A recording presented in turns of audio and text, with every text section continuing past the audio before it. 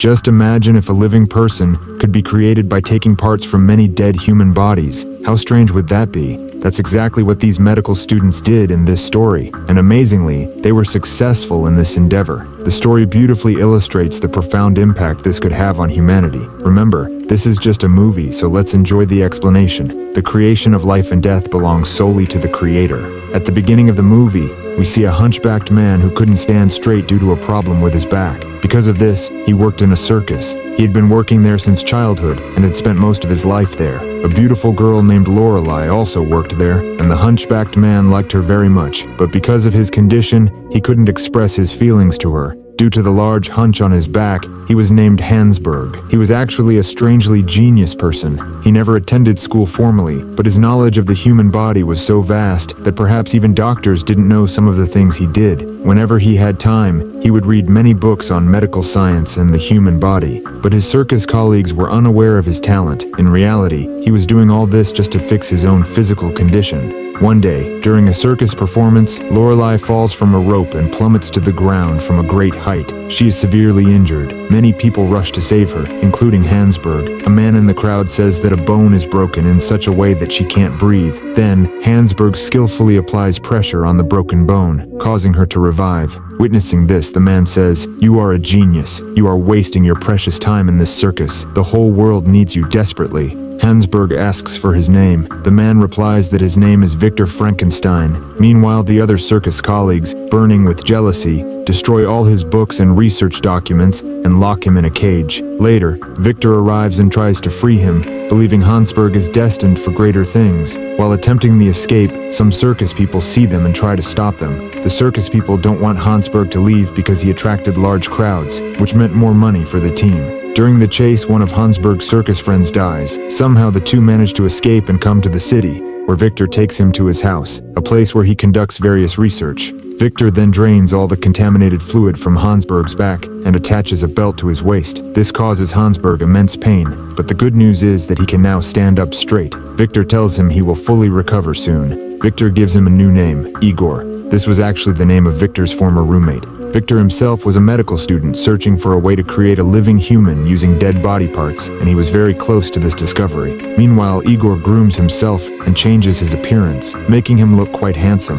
He knew Lorelei was admitted to a nearby hospital and went to see her. There, he finds her still unconscious. He then writes down some instructions for a nurse, explaining when to administer certain medicines. He tells the nurse that when Lorelei regains consciousness, she should be told that a friend came to see her. Meanwhile, the case of the murder at the circus lands on the desk of a detective. The circus owner tells him that the perpetrator took another circus member with him, and that this person has a hunchback. This detective's name is Turpin. He was already handling a case about stolen medicine organs and starts to suspect a connection between the two cases. Wanted posters for both of them are distributed throughout the city, which worries Hansberg. But Victor assures him there's no need to worry, as the person the police are looking for couldn't stand straight, whereas Igor now stands upright and can walk normally, so no one will recognize him. Victor shows Igor a sample of his research. He tries to animate two eyes using electricity. When a candle is held in front of them, the eyes react. Igor is amazed, but points out that the nerves are not in the correct position. This confirms Victor's estimation of Igor's knowledge.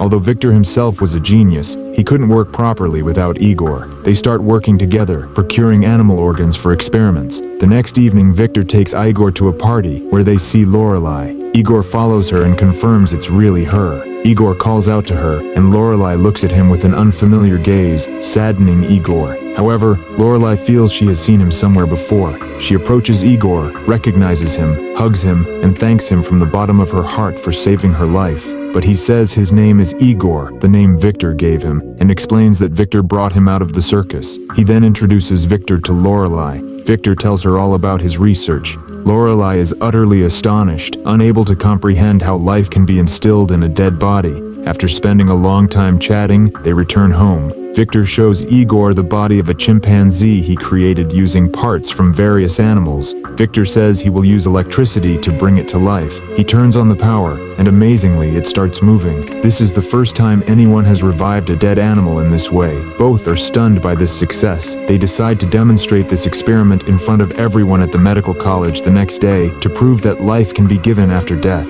Igor invites Lorelei to come so she can see it with her own eyes. In the next scene, they perform the experiment in front of the medical college. The first attempt fails, and everyone laughs at them. Many people start to leave, but Victor's classmate, Finnegan, and Lorelei stay. The two of them give the chimpanzee another shock, and this time, it comes to life and starts breathing. The students and Lorelei present are completely amazed. However, the chimpanzee tries to escape, so they are forced to kill it to prevent it from harming anyone. Witnessing this, Finnegan encourages Victor to continue his research and suggests applying it to a human body. Finnegan is very wealthy, so helping Victor is no issue for him. Initially, Igor is against it, but Victor convinces him, and since Victor gave him a new life, Igor cannot refuse him. Later, Detective Turpin arrives and questions Igor about Victor. He asks Igor if he remembers the circus, implying Turpin has figured out Igor's identity. Igor pretends not to know anything. Victor arrives, and Turpin questions him about the college experiment. Victor admits to it and informs him the chimpanzee died. Turpin, being a religious man, tells Victor he cannot bring dead creatures back to life because God never permitted such things, and then leaves. In the next scene, Igor and Lorelei are walking. Lorelei tells him that what Victor is doing is wrong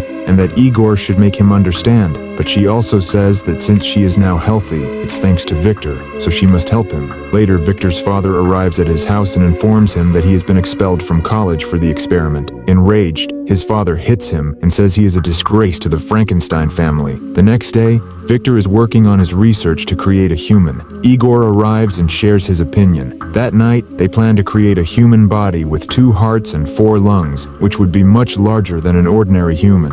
While working, Victor frequently checks a watch. Igor asks him why. Victor explains that he had an older brother who died, and both he and his father blame themselves and live with this regret. The next day, while Victor is working, Igor arrives and asks for permission to go out to meet Lorelei. Victor allows it. They meet, have a great time together, and confess their love for each other. When Igor returns, he finds the police breaking down Victor's door. Igor enters through another door and tells Victor they must flee immediately, or the police will arrest him. While leaving, Victor accidentally drops his watch, which Igor picks up. At this moment, Igor sees a corpse with missing eyes. Victor reveals that the corpse is actually Igor's, the person after whom he named him. Just then, the detective arrives and orders them to surrender. A fight breaks out between Victor and the detective, and unfortunately, the detective's hand gets destroyed in a machine. They both then flee to Finnegan's house. He suggests sending them to Scotland. Finnegan is the son of a very wealthy man, so money is no object for him. However, Igor is mentally unprepared to go,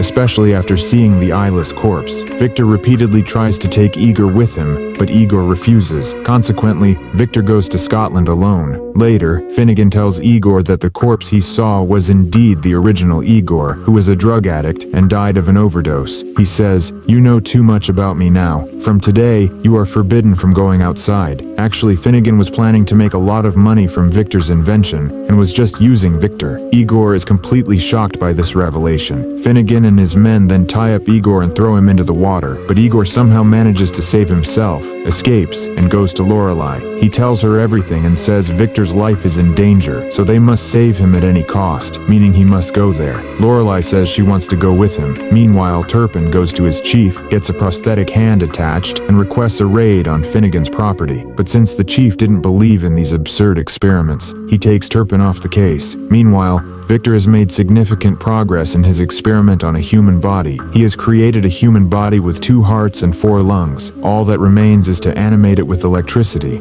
In the meantime, Igor and Lorelei arrive. They see Finnegan's men standing guard. Lorelei pretends to be lost to distract them, allowing Igor to slip away and reach Victor. When Lorelei is returning to her car, the detective spots her. He then goes to Victor's location. Igor tries hard to convince Victor that Finnegan is planning to kill him, and will do so right after this experiment is complete. He also reveals that Finnegan tried to drown him. Victor thinks Igor is lying and doesn't believe him. Igor gives Victor his brother's watch, which had Henry engraved on it. It turns out that the human human body Victor is trying to animate contains some of Henry's parts. So Victor says, I don't care about anything. I don't care what Finnegan will do to me, but I must bring my brother back to life no matter what. Then, a balloon is released into the sky to capture lightning. The electricity will travel from the balloon to the corpse. However, after a while, the balloon bursts due to overload, causing massive destruction. Many people present die, including Finnegan, but Victor himself survives. Detective Turpin arrives and orders Victor to surrender. At that moment, Victor sees that the corpse has fully come to life. Victor is overjoyed and calls out to it as his brother, but the creature doesn't respond. Victor realizes this is not his brother, it's merely a living corpse. Turpin shoots at the creature. Enraged, the creature kills Turpin. Victor realizes that in trying to recreate his brother, he has brought a monster to life. Igor arrives, and together they manage to kill the monster. In the final scene, we see that Igor and Lorelei have gotten married. Igor receives a letter which reads, "Truly, I was wrong, but next time, we two will fix everything again. Until then, you both live a happy and peaceful life. Enjoy life." With this, the movie ends. Friends' life and death belong solely to the creator. Please do not interpret the story from a religious perspective. I have only explained the story. Thank you very much for staying with me for so long.